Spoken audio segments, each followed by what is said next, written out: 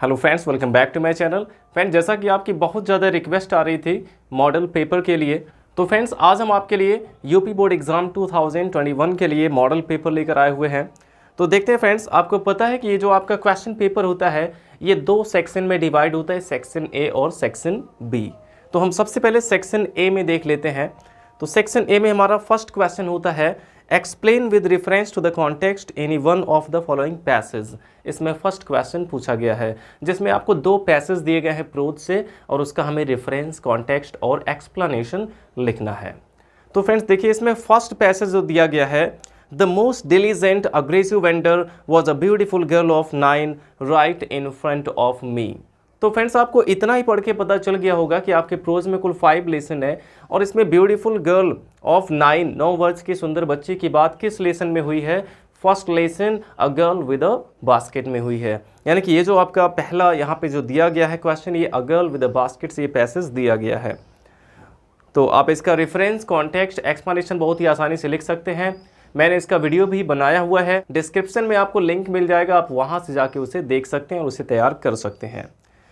और फ्रेंड्स इसमें दो ऑप्शन हमारे पास होते हैं, तो बी वाला भी देख लेते हैं। ये दिया गया है therefore it is essential that the education which you acquire in these institutions. अब देखिए, इसमें एजुकेशन की बात हो रही है और एजुकेशन की बात किस में हुई है? विमेंस एजुकेशन में। अर्थात ये जो हमारा पैसेज है ये विमेंस एजुकेशन से लिया गया है। तो आप चाहे ए वाला कर सकते हैं चाहे बी वाला कर सकते हैं, दोनों में से कोई भी जो आपको आसान लगता है, जो आप अच्छे से लिख सकते हैं, उसे ही आपको लिखना होगा। अब इसके बाद फ्रेंड्स देखिए, फर्स्ट क्वेश्चन हो गया। अब नेक्स्ट क्वेश्चन हमारा दूसरा क्वेश्चन होगा कि answer any one of the following questions in not more than 30 words. यानी कि इसमें आपसे 3 क्वेश्चन आपको दिए जाएंगे और 3 में से कोई एक क्वेश्चन का आंसर आपको देना है। 3 क्वेश्चन यानी कि 2 एक्स्ट्रा ऑप्शन हमारे पास इसमें रहेंगे। 3 क्वेश्चन पूछे जाएंगे, 3 में से किसी एक का ही हमें आंसर लिखना है, वो भी प्रोज से पूछा जाएगा।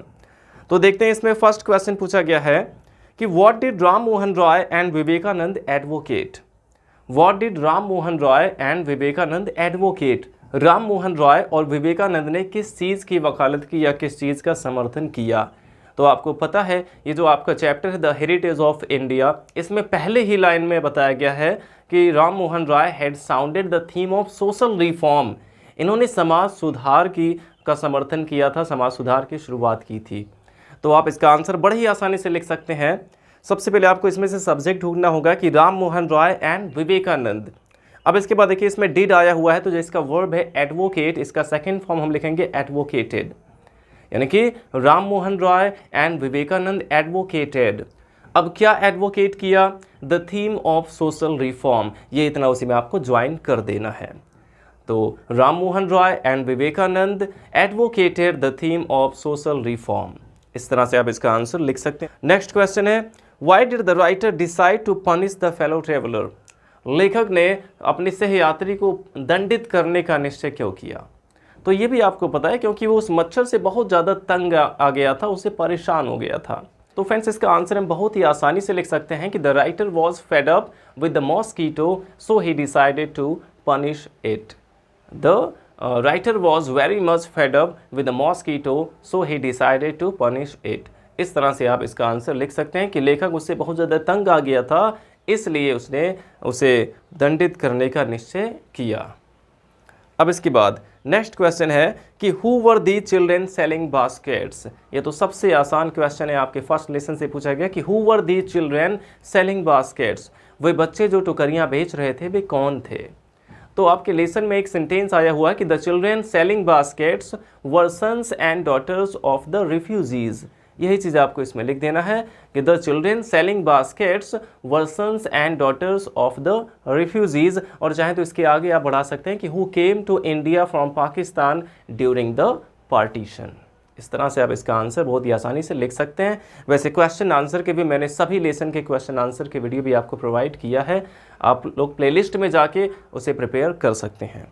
तो फ्रेंड्स ये 3 क्वेश्चन पूछा गया था और 3 में से कोई एक क्वेश्चन का आंसर तो आप बहुत ही आसानी से कर ले जाएंगे। अब इसके बाद फ्रेंड्स तीसरा क्वेश्चन जो पूछा गया है, fill in the blanks in the following sentences selecting the most suitable word from those given below each sentence. तो इसमें क्या करना है, हमें जो सेंटेंस दिया गया है उसमें कुछ ब्लैंक है और उस ब्लैंक को हमें फिल करना है। जो नीचे ब्रैकेट में जो ऑप्शन दिए गए हैं उन्हीं में से कोई एक शब्द वहाँ पे हमें फिल करना है। तो देखिए फ्रेंड्स, इसमें पहला ए वाला दिया गया है, फटिक चक्रवर्ती वॉज फिर dot dot dot among the boys of the village. Phatik Chakravarti गांव के लड़कों का क्या था, बॉस था, रिंग लीडर था, सुप्रीम था।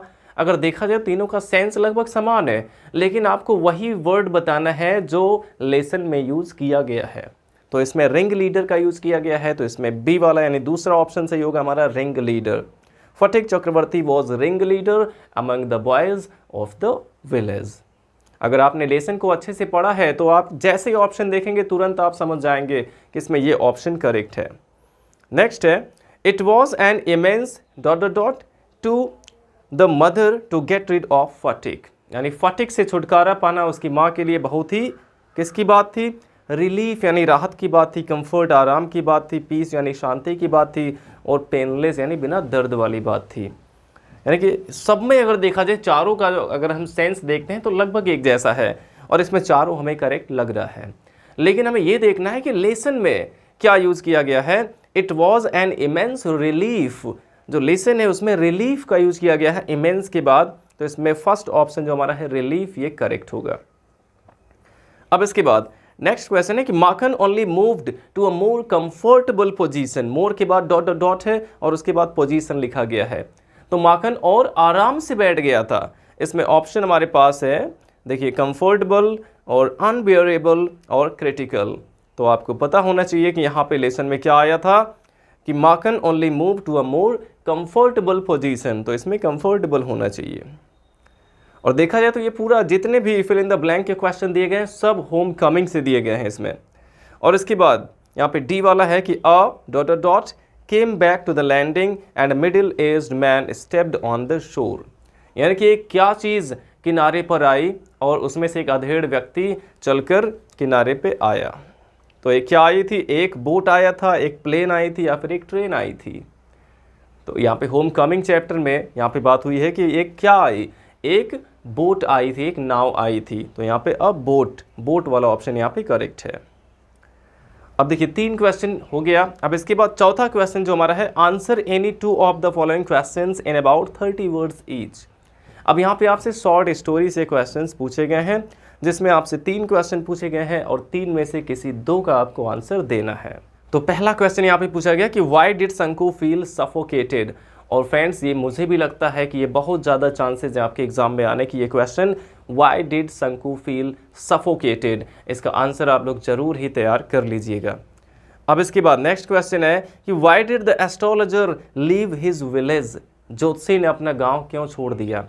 यहाँ पे पहला क्वेश्चन जो था कि वाई डिड शंकु फील सफोकेटेड, शंकु को घुटन जैसे क्यों महसूस हुई, और दूसरे क्वेश्चन में पूछा गया है कि why did the astrologer leave his village, ज्योतिषी ने अपना गांव क्यों छोड़ दिया।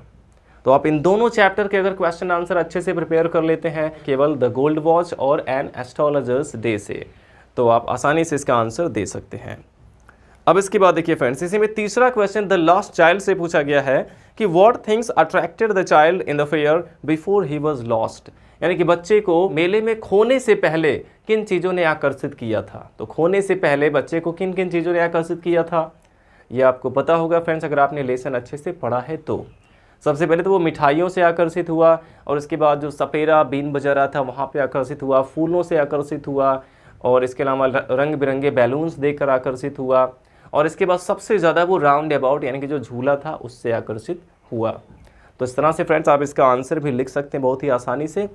तो देखिए 4 क्वेश्चन यहाँ पे हो गया। 5वां क्वेश्चन अब हमारा आता है सेक्शन ए से कि explain with reference to the context any one of the following extract, यानी कि अब इसमें पोएट्री से आपको 2 स्टैंजा दिया जाएगा और दोनों में से आपको किसी एक का रेफरेंस कॉन्टेक्स्ट एक्सप्लेनेशन लिखना होगा। तो यहाँ पे देखिए फ्रेंड्स ए वाला दिया गया है कि बड़ा स्मूथ एंड स्टेडफास्ट माइंड। अब यहीं से आपको पता चल जाएगा बड़ा smooth and steadfast mind, gentle thoughts and calm desires, hearts with equal love combined. और अगर आपको अभी तक पता नहीं चला कि ये किस पोएम का है तो अब पता चल जाएगा where these are not I despise lovely cheeks और लिप्स और आईज। तो लवली चीक्स और लिप्स और आइज़, इनसे आपको तुरंत पता चल जाएगा कि यहाँ पे द ट्रू ब्यूटी लेसन से ये लिया गया है। द ट्रू ब्यूटी वाले पोएम से इसको लिया गया है, जो लास्ट वाला इसका स्टैंजा है। और ये हमने आपको ऑलरेडी बताया, इसका रेफरेंस, कॉन्टेक्स्ट, एक्सप्लेनेशन आपको डिस्क्रिप्शन में इसका लिंक मिल जाएगा, वहाँ से जाके आप इसको देख सकते हैं। अब इसके बाद हम दूसरा देखते हैं, बी वाला जो इसमें दिया गया कि this man is free from servile bands of hope to rise or fear to fall, lord of himself though not of lands and having nothing he had all. तो इसमें अगर देखा जाए having nothing he had all, ये किस वाले poem में आया है? हमारे पहले poem character of a happy life, इसमें जो लास्ट वाला स्टैंजा था उसमें आया हुआ है।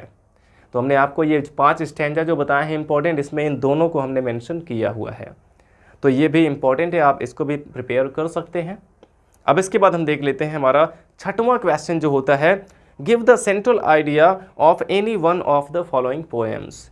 ये 7 नंबर का आपसे सेंट्रल आइडिया पूछा जाएगा, 7 मार्क्स का। तो देखिए इसमें लास्ट से जो यहाँ पे मॉडल पेपर, इसमें लास्ट के 3 पोएम का सेंट्रल आइडिया पूछ लिया गया है, अ लेमेंट, माई हेवन और the song of the free. Last के 3 का पूछ लिया गया है, और हमने आपको बताया कि आप स्टार्टिंग से 3 पोएम का सेंट्रल आइडिया अच्छे से तैयार कर लेंगे। तो फ्रेंड्स अगर आप स्टार्टिंग से 3 ही तैयार कर लेते हैं तब भी उसमें से आप आसानी से लिख ले जाएंगे अपने एग्जाम में, उसमें से क्वेश्चंस फंस जाएंगे। और अगर आप इन तीनों के अलावा कोई और भी प्रिपेयर करना चाहते हैं सेंट्रल आइडिया, तो आप चाहे अ लेमेंट का चाहे माई हेवन का, दोनों में से कोई एक प्रिपेयर कर सकते हैं। तो इसके बाद देखिए फ्रेंड्स, ये 6 क्वेश्चन हो गया। 6वां क्वेश्चन हमारा रहता है सेंट्रल आइडिया का, जो कि 7 मार्क्स का है। और फ्रेंड्स आपको ये भी बता दें कि प्रोज से जो आपको एक क्वेश्चन का आंसर देना है वो 5 मार्क्स का है। प्रोज से जो शॉर्ट क्वेश्चन का आंसर हमें देना है, 30 वर्ड से भी कम का आंसर, और 5 मार्क्स हमें आसानी से मिल जाएंगे उसके लिए। और जो शॉर्ट स्टोरी से 2 क्वेश्चन का आंसर हम लिखेंगे, उसमें 5 मार्क्स के 2 क्वेश्चन का आंसर हम लिखेंगे, यानी कि 10 मार्क्स उससे मिल जाएंगे। अब इसके बाद फ्रेंड्स हम सेक्शन ए का ही 7वां क्वेश्चन देखते हैं, right the definition of any one of the following figures of speech with 2 examples. यहाँ पे आपसे फिगर ऑफ स्पीच पूछा गया है, उसका डेफिनेशन और 2 एग्जाम्पल। अब हमेशा यही पूछा जाता है कि आपसे एक डेफिनेशन पूछा जाएगा और 2 एग्जाम्पल उसी का हमें लिखना होगा। कोई भी एक, यहाँ पे 3 ऑप्शन दिया गया है, एक है ऑक्सीमोरॉन, दूसरा है मेटाफोर और तीसरा है हाइपरबोली। तो ऑक्सीमोरॉन, मेटाफोर और हाइपरबोली, अगर आप चाहें तो इसमें सिमिली, मेटाफोर और हाइपरबोली, इन तीनों का अगर प्रिपेयर कर लेते हैं तो इनमें से आपके एग्जाम में फंस जाएंगे, सिमिली, मेटाफोर, हाइपरबोली। और वैसे भी फ्रेंड्स केवल 7 ही फिगर ऑफ स्पीच है, और अगर आप चाहें तो ये 7 ही बड़े आराम से तैयार कर सकते हैं, क्योंकि बस केवल आपको एक डेफिनेशन याद करना है 2 से 2.5 लाइन का, और इसके बाद आपको 2 एग्जाम्पल याद कर लेना है।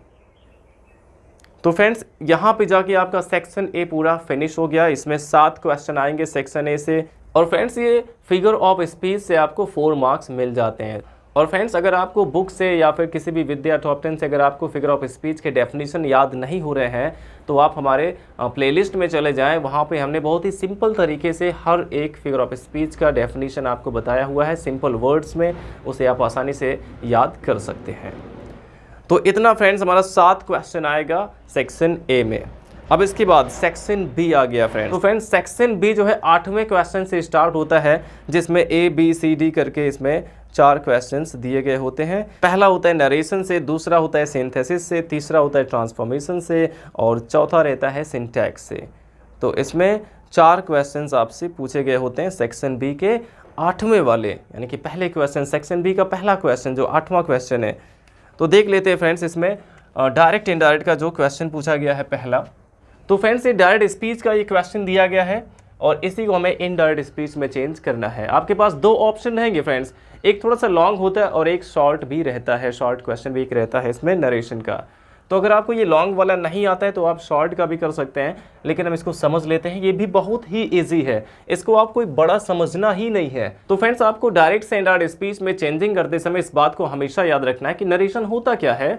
हमने किन्हीं 2 लोगों को अगर बात करते हुए सुना, और उसकी बात को मैंने सुना, और मैं उसी बात को किसी और को अगर बताऊंगा तो उसको मैं किस तरीके से बताऊंगा, बस यही आपको अपने माइंड में रखना है।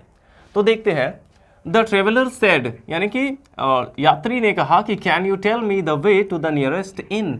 अब यहाँ पे देखिए क्वेश्चन मार्क आया हुआ है जहाँ पे इन्वर्टेड कॉमा बंद है, अर्थात ये जो सेंटेंस हमारा है ये एक इंट्रोगेटिव सेंटेंस है। तो सबसे पहला काम यहाँ पे हम सब्जेक्ट लिखेंगे, इनडायरेक्ट में इसके सबसे पहले सब्जेक्ट लिखेंगे द ट्रेवलर, और इसके बाद सेड को हम किस में चेंज करेंगे, आस्क्ड में, क्योंकि इन्वर्टेड कॉमा के अंदर यहाँ पे क्वेश्चन मार्क आया हुआ अर्थात ये इंट्रोगेटिव है। अब आस्क्ड के बाद यहाँ पे देखना है कनेक्टिव वर्ड हम इफ लगाएं कि क्वेश्चन वर्ड लगाएं, तो यहाँ पे कैन जो कि एक हेल्पिंग वर्ब है इसलिए सीधे इफ का यूज कर देंगे। अब इफ या क्वेश्चन वर्ड के तुरंत बाद सब्जेक्ट आना चाहिए, सब्जेक्ट इसमें यू है जो कि सेकंड पर्सन का है, और ये ट्रेवलर ने किससे कहा, पीजेंट यानी किसान से कहा है, तो किसान को हम ही मान लेंगे। किसान को क्या मानेंगे, इसके जगह पे प्रोनाउन ही मान लेंगे। तो यहाँ पे यू को हम चेंज करेंगे पीजेंट के अनुसार, तो पीजेंट के जगह पे यहाँ पे ही मान सकते हैं। इफ ही, अब कैन को हम चेंज कर देते हैं कुड में, तो इफ ही कुड, और कुड के साथ भी वर्ब की फर्स्ट फॉर्म ही आती है, तो इफ ही कुड टेल हो गया। अब यहाँ पे मी है फर्स्ट पर्सन, और फर्स्ट पर्सन को चेंज करते हैं इसके सब्जेक्ट के अकॉर्डिंग, और सब्जेक्ट यहाँ पे है द ट्रेवलर यहाँ पे थर्ड पर्सन सिंगुलर है, और ये मैस्कुलिन यानी कि एक पुरुष है, इसलिए इसके लिए भी हम ही का ही यूज करेंगे। और यहाँ पे मी ऑब्जेक्टिव केस है, इसलिए ही का ऑब्जेक्टिव केस हमें हिम यहाँ पे मानना है। आई होप आपको ये चीज़ एकदम अच्छे से आ रहा है, आपको प्रोनाउन में चेंजिंग करना अच्छे से आना चाहिए। ये हो गया the traveller asked if he could tell him the way to the nearest inn. अब यहाँ पे हमें कोई चेंजिंग नहीं करना है, the way to the nearest inn. अब देखिए यहाँ पे हम फुल स्टॉप लगा देंगे यहाँ पे, क्योंकि हमारा सेंटेंस हो गया खत्म। अब इसके बाद यस रिप्लाइड द पीजेंट, अब यानी किसान ने हाँ में उत्तर दिया। जब भी कोई केवल येस या फिर नो में आंसर देता है, तो इसका हमने आपको बताया है कि जब केवल येस में उत्तर देगा तो रिप्लाइड इन अफर्मेटिव, और केवल नो में उत्तर दे तो रिप्लाइड इन नेगेटिव लिखा जाता है। तो इसमें हमें सबसे पहले सब्जेक्ट लिखना होगा, किसने उत्तर दिया, द पीजेंट। फिर यहाँ पे फुल स्टॉप के बाद हम यहाँ पे लिखेंगे कि द पीजेंट रिप्लाइड। अब येस में आंसर दिया है तो इन अफर्मेटिव,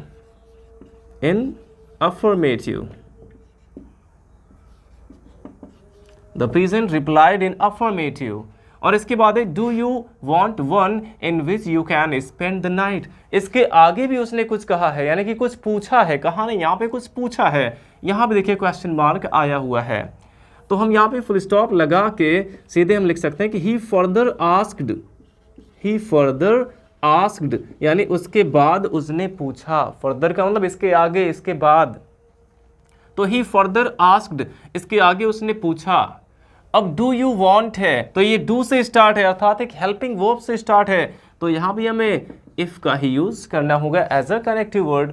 और इसके तुरंत बाद सब्जेक्ट आना चाहिए, सब्जेक्ट यू है और यू सेकंड पर्सन है, सेकंड पर्सन को ऑब्जेक्ट के अकॉर्डिंग, और उसने किससे कहा, ट्रेवलर से कहा है, तो इसको भी हम ही मानेंगे, और यू को सब्जेक्ट बनाना है, इसलिए यहाँ पे हो जाएगा ही, क्योंकि यू यहाँ पे सब्जेक्टिव केस है, इसलिए यहाँ पे ही लिखेंगे सब्जेक्टिव केस इसका। इफ ही, अब देखिए जब डू डज आता है और ये इंट्रोगेटिव सेंटेंस हो, इसको हमें असर्टिव में चेंज करना है, तो जब डू डज आता है तो इसको हम डिड में चेंज करते हैं, लेकिन डिड में तभी चेंज करते हैं जब इसमें कहीं पे नॉट भी आया रहेगा। तो देखिए इसमें कहीं भी नॉट नहीं आया है, जब डू डज आया हो लेकिन नॉट ना आया हो, तो जब हम उसको इनडायरेक्ट में चेंज करेंगे तो उसमें डू डज के जगह पे हमें डिड नहीं लिखना होगा, बल्कि वर्ब की सेकंड फॉर्म लिखनी होगी। यहाँ पे वर्ब है वांट, यहाँ पे हो जाएगा wanted. If he wanted, first form को चेंज कर देंगे सेकंड फॉर्म में। If he wanted one in which you can, यहाँ पे है यू को चेंज कर देंगे ही में, और कैन को चेंज कर देंगे कुड में। ही कुड स्पेंड, देखिए चेंज करते हुए आगे बढ़ते जाइए, ये पूरा बनता चला जाएगा। तो he could spend the night. यहाँ तक हमारा सेंटेंस बिल्कुल इनडायरेक्ट में चेंज हो चुका है। अब इसके बाद नो रिप्लाइड द ट्रेवलर, अब ट्रेवलर ने ना में उत्तर दिया है, तो यहाँ पे हम फिर से फुल स्टॉप के बाद लिखेंगे the traveller replied in negative, क्योंकि ना में उत्तर दिया है तो हो जाएगा रिप्लाइड इन नेगेटिव। और इसके बाद फिर उसने कहा कि आई वॉन्ट ओनली अ मील। अब क्योंकि ये एक असर्टिव सेंटेंस है, सब्जेक्ट से शुरू है, तो हम इसमें एंड सेड लगा के लिख सकते हैं। तो एंड सेड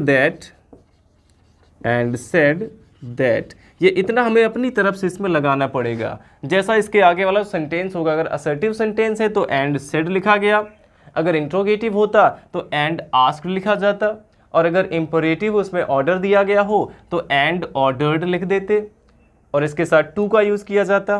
तो जैसा ये सेंटेंस हमारा है रिपोर्टेड स्पीच का, उसी के अकॉर्डिंग यहाँ पे हमें एक रिपोर्टिंग वर्ब और कनेक्टिव वर्ड लिखना पड़ता है। तो हो जाएगा एंड सेड दैट। अब आई वॉन्ट है तो हो जाएगा he wanted only a meal.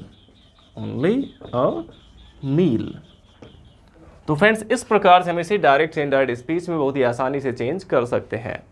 I hope आपको समझ में आया होगा।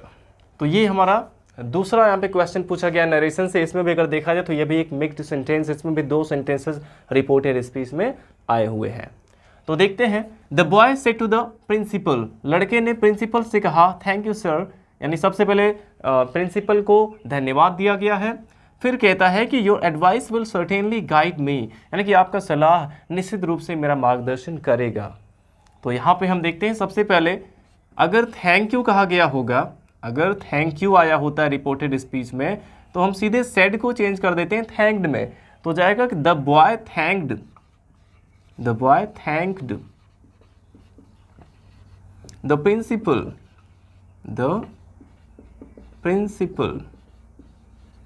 The boy thanked the principal. अब इसके बाद यहाँ पे जो सर आया हुआ है, इसके लिए आप रिस्पेक्टफुली भी यहाँ पे लगा सकते हैं, और अगर नहीं भी लगाते हैं तब भी चलेगा। इसके बाद देखिए your advice will certainly guide me, तो यहाँ पे हम एंड सेड लगा के इसको लिख सकते हैं, या फिर सीधे हम सेइंग लगा के सेइंग दैट। अगर यहाँ पे हम थैंक्ड का यूज़ कर रहे हैं तो इसके बाद हम सेइंग का यूज़ कर सकते हैं, सेइंग के बाद आ जाएगा that. The boy thanked the principal saying that, यानी कि लड़के ने प्रिंसिपल को यह कहते हुए धन्यवाद दिया। क्या कहते हुए? दैट यहाँ पे हो गया। इसके बाद योर एडवाइस है, योर को चेंज करेंगे प्रिंसिपल के अनुसार, तो यहाँ पे हिज हो जाएगा, हिज एडवाइस। विल यहाँ पे है तो वुड में चेंज हो जाएगा, वुड सर्टेनली गाइड। और मी फर्स्ट पर्सन बॉय के अनुसार, यहाँ पे ऑब्जेक्टिव केस है, बॉय को ही मानेंगे तो ऑब्जेक्टिव केस हिम हो जाएगा। तो इस तरह से इसको हम इनडायरेक्ट में चेंज कर सकते हैं कि the boy thanked the principal saying that his advice would certainly guide him. जिस तरह से हमने आपको प्रेज में चेंज करना बताया है एक्सक्लामेटरी सेंटेंस में, जब भी ब्रावो आता है तो वहाँ भी हम सेइंग दैट का यूज़ करते हैं। उसी प्रकार से हम थैंक के साथ भी सेइंग दैट लगा के हम आगे की बात कह सकते हैं। तो आई होप आपको ये समझ में आया होगा। अब इसके बाद हम देखते हैं जो इसमें बी वाला क्वेश्चन दिया गया है। क्वेश्चन हमारा है कि combine any one of the following as directed within the brackets, यानी दो यहाँ पे क्वेश्चन दिए गए हैं, दोनों में से किसी एक को हमें कंबाइन करना होगा जैसा कि ब्रैकेट में दिया गया है। तो देखते हैं, पहला है कि she heard the news she fainted, वह खबर सुनी और वह बेहोश हो गई। और इसको देखते हैं, हमें चेंज करना है किसमें, एक सिंपल सेंटेंस में। इसको हमें सिंपल सेंटेंस में कंबाइन करना है। तो देखिए, she heard the news she fainted, वह खबर सुनी और वह बेहोश हो गई। तो इसको हमें सिंपल सेंटेंस बनाना है। और देखिए, इसमें पार्टिसिपल का यूज़ हम बड़े ही आसानी से कर सकते हैं कि खबर सुनकर वह बेहोश हो गई। अगर हम हिंदी में कंबाइन करते हैं तो खबर सुनकर वह बेहोश हो गई, और इसमें कर आ गया, कर, करके, हुए, ये सब पार्टिसिपल का पहचान है। और देखिए, जैसे ही खबर सुनी तुरंत बेहोश हो गई, इसलिए यहाँ पे प्रेजेंट पार्टिसिपल होना चाहिए। और प्रेजेंट पार्टिसिपल में हम क्या करते हैं, सबसे पहले वर्ब की आईएनजी फॉर्म। और क्योंकि प्रेजेंट पार्टिसिपल हम तभी यूज करते हैं जब दोनों का सब्जेक्ट सेम रहता है, यहाँ भी सब्जेक्ट शी है और यहाँ भी सब्जेक्ट शी है, तो ये बिल्कुल श्योर है कि यहाँ पे हम प्रेजेंट पार्टिसिपल का यूज कर सकते हैं। तो सबसे पहले हम वर्ब की आईएनजी फॉर्म लिखेंगे। हर्ड यहाँ पे है तो हो जाएगा हियरिंग, हियरिंग द न्यूज़, यानी खबर सुनकर। अब यहाँ पे कॉमा लगा के हम आगे का सेंटेंस लिख सकते हैं, शी फेंटेड। तो इस प्रकार से हम इसको प्रेजेंट पार्टिसिपल का यूज़ करके बड़ी आसानी से एक सिंपल सेंटेंस में कंबाइन कर सकते हैं। अब देखते हैं इसमें एक और भी क्वेश्चन पूछा गया है, एक और क्वेश्चन इसमें पूछा गया है। वैसे हमारे पास दो ऑप्शन होते हैं, दोनों में से कोई एक ही करना रहता है। तो इसमें भी हम देख लेते हैं दूसरा क्या, he is very poor, he can not buy a scooter. He is very poor, he can not buy a scooter.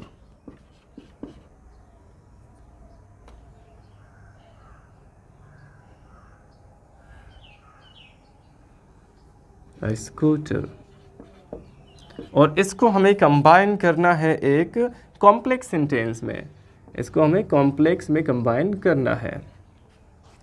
तो ही इज़ वेरी पुअर यानी कि वह बहुत गरीब है। तो ही इज़ वेरी पुअर यानी कि वह बहुत गरीब है। ही can not buy a scooter, वह एक स्कूटर नहीं खरीद सकता है। तो देखिए इसको अगर हम हिंदी में कंबाइन कर लें कि वह इतना गरीब है कि एक स्कूटर नहीं खरीद सकता है, अर्थात इसमें हम सो और दैट का यूज कर सकते हैं बहुत ही आसानी से। तो क्या करना है हमें, सबसे पहले ही इज़, इस वेरी की जगह पे सो का यूज़ करना है, फिर यहाँ पे एडजेक्टिव आ जाएगा poor, he is so poor, जहाँ पे फुल स्टॉप है वहाँ पे दैट लगा देंगे, और इसके बाद पूरा दूसरा वाला सेंटेंस हमें लिख लेना है that he can not buy a scooter. अब देखिए कितने आसानी से इसको हमने कंबाइन कर दिया यहाँ पे, he is so poor that he can not buy a scooter. और वास्तव में ये दोनों ही बहुत ही इजी पूछा भी गया था। ये तो हो गया हमारा 8वें में जो बी वाला क्वेश्चन रहता है सिंथेसिस से। आपको इन दोनों में से कोई एक ही करना है, तो जो आपको आसान लगेगा, जिसमें आपको पूरा कॉन्फिडेंस होगा, वही आपको सॉल्व करना है।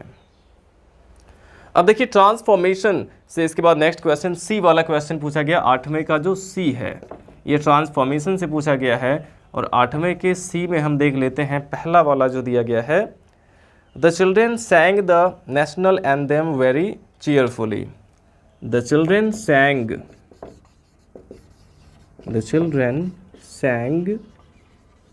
the national anthem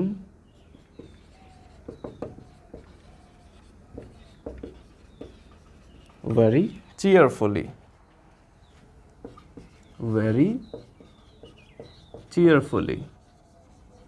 और इसको हमें चेंज करना है पैसिव वॉइस में। यहाँ पे ब्रैकेट में दिया गया है पैसिव वॉइस, इसको आपको पैसिव वॉइस में चेंज करना है। द चिल्ड्रेन सैंग, सबसे पहले हम देखेंगे इसका टेंस पहचानेंगे। इसमें सिंग का सेकंड फॉर्म आया, और सेकंड फॉर्म केवल पास्ट इंडेफिनिट के, वो भी केवल अफर्मेटिव सेंटेंस में लगता है, यानी कि ये सेंटेंस हमारा पास्ट इंडेफिनिट का अफर्मेटिव सेंटेंस है। और पास्ट इंडेफिनिट के पैसिव वॉइस में हम यूज़ करते हैं पास्ट कंटिन्यूअस का हेल्पिंग वर्ब, यानी कि वॉज वर। तो सबसे पहला काम हम क्या करेंगे, इसके ऑब्जेक्ट को सब्जेक्ट बनाएंगे।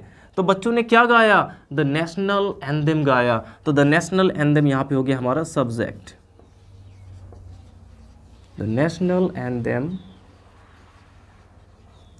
अब ये सिंगुलर है या फिर प्लूरल है, जाहिर सी बात है ये सिंगुलर है, एक ही है राष्ट्रगान हमारा। तो द नेशनल एंथम वॉज, यहाँ पे हमें वॉज का यूज करना होगा।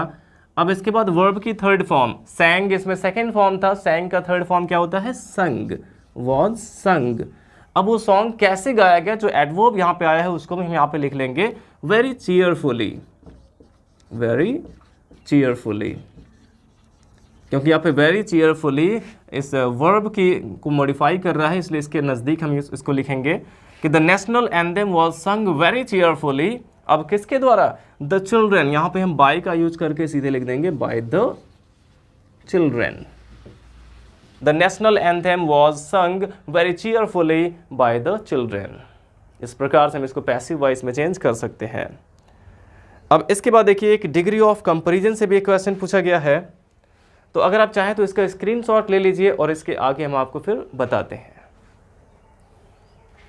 Her younger brother is not so intelligent as she is, not so intelligent as she is।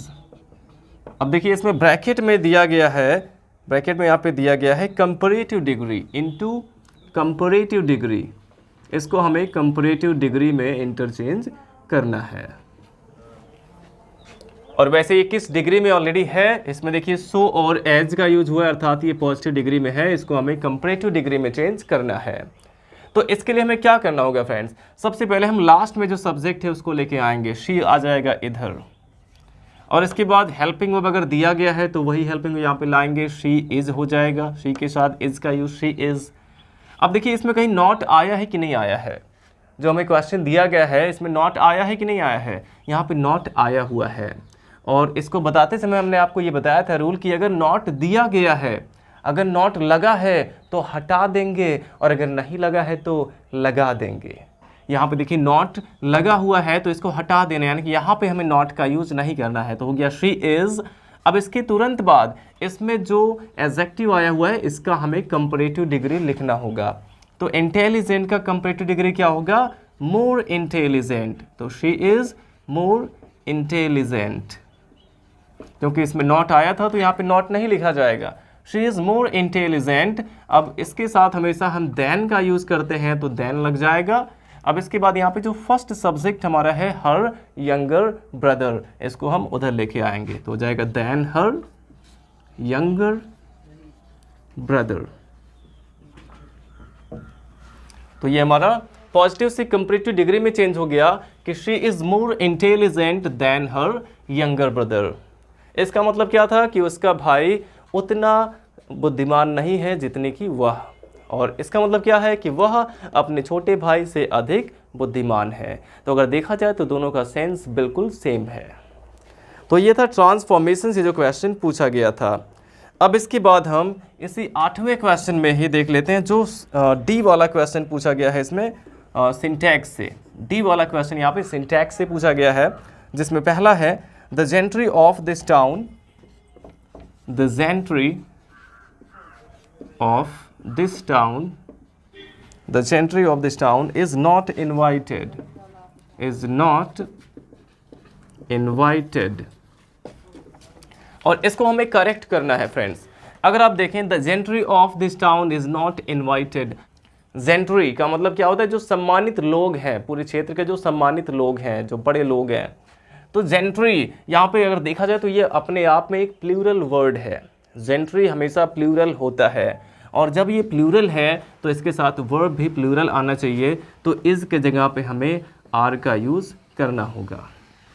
इसमें देखिए दिस टाउन भले ही सिंगुलर है, लेकिन जब इन दोनों नाउन के बीच में यहाँ पे एक प्रेपोजिशन ऑफ आया हुआ है, और हमने आपको बताया कि जब भी दो नाउन के बीच एक प्रेपोजिशन आया हो तो जो यहाँ पे वर्ब आता है वो प्रेपोजिशन के पहले जो नाउन आया इसके अकॉर्डिंग हमें वर्ब का यूज़ करना होता है। तो यहाँ पे देखिए ऑफ के पहले जेंट्री है जो कि प्लूरल वर्ड है, हमेशा ही प्लूरल होता है, तो इसके साथ वर्ब भी प्लूरल आएगा। तो इसके जगह पे आर हमें कर देना है, the gentry of this town are not invited. इस तरह से इसको हमें करेक्ट करना है। नेक्स्ट देख लेते हैं, my sympathies are always with the poor, with the poor, यानी कि मेरी सहानुभूति हमेशा गरीबों के साथ होती है। My sympathies are always with the poor. अब इसमें फ्रेंड्स अगर हम देखें तो सिंपैथी जो एक नाउन है, ये कैसा नाउन है, सिंपैथी कैसा नाउन है, सिंपैथी एक एब्स्ट्रैक्ट नाउन है। सिंपैथी को हम देख नहीं सकते, उसको छू नहीं सकते, उसको पकड़ नहीं सकते हैं। तो सिंपैथी एक एब्स्ट्रैक्ट नाउन है जिसको केवल फील किया जाता है, और जो एब्स्ट्रैक्ट नाउन होते हैं उनको प्लूरल नहीं लिखा जाता है। तो यहाँ पे सिंपैथीज नहीं बल्कि यहाँ पे सिंपैथी केवल होना चाहिए। तो हो जाएगा माई सिंपैथी इज़, सिंपैथी यहाँ पे हो जाएगा सिंगुलर, और इसके जगह पे आर के जगह पे हम इज़ का यूज़ करेंगे, माई सिंपैथी इज़ हो जाएगा इन दोनों की जगह पे। My sympathy is always with the poor. इस तरह से सेंटेंस हमारा करेक्ट हो जाएगा। अब इसके बाद तीसरा हम देखते हैं, Mohan says that he is superior than me, यहाँ पे आया हुआ है। तो यहाँ पे क्या हो जाएगा, Mohan says that he is superior to me. यहाँ पे सुपीरियर के साथ हम टू का यूज़ करते हैं, दैन का यूज़ नहीं करते हैं। और अगर दैन यहाँ पे आता भी तो इसके साथ मी नहीं बल्कि आई होना चाहिए था। लेकिन जूनियर, सीनियर, इन्फेरियर, सुपीरियर जिसमें लास्ट में ओ आर आता है, आपको ऑलरेडी बताया गया है कई बार कि जब ई आर नहीं बल्कि ओ आर आया हो लास्ट में तो उसके साथ हम दैन का यूज़ नहीं करते बल्कि टू का यूज़ करते हैं, और टू के साथ ऑब्जेक्टिव केस लिखा जाता है। तो यहाँ पे दैन मी नहीं बल्कि टू मी हो जाएगा। देन के जगह पे हमें टू का यूज़ कर देना है। Mohan says that he is superior to me. इस तरह से सेंटेंस हमारा करेक्ट हो जाएगा। अब नेक्स्ट हम देख लेते हैं, neither of those children have taken your pen, अर्थात उनमें से किसी भी लड़के ने तुम्हारी पेन नहीं ली है। तो इसमें देखिए फ्रेंड्स, जब भी नीदर ऑफ का यूज़ किया जाता है, हमने आपको पहले कई बार बताया है कि जब भी ईदर ऑफ या नीदर ऑफ आ जाएगा तो जो हमारा सब्जेक्ट है वो हमेशा सिंगुलर रहेगा। ईदर ऑफ या फिर नीदर ऑफ आने पर जो भी हमारा सब्जेक्ट है वो हमेशा सिंगुलर होता है, और सिंगुलर सब्जेक्ट है तो यहाँ वर्ब भी सिंगुलर होना चाहिए, अर्थात हैव के जगह पे क्या होना चाहिए, हैज़ होना चाहिए। तो हम केवल हैव के जगह पे हैज कर देंगे, सेंटेंस हमारा बिल्कुल करेक्ट हो जाएगा। तो फ्रेंड्स, वीडियो काफ़ी लंबा होने की वजह से इसमें जो वोकैबुलरी के क्वेश्चंस है और जो भी अदर क्वेश्चंस हैं, ये सभी आपको हम नेक्स्ट पार्ट में इसके बताने वाले हैं। आई होप आपको इतना समझ में आया होगा।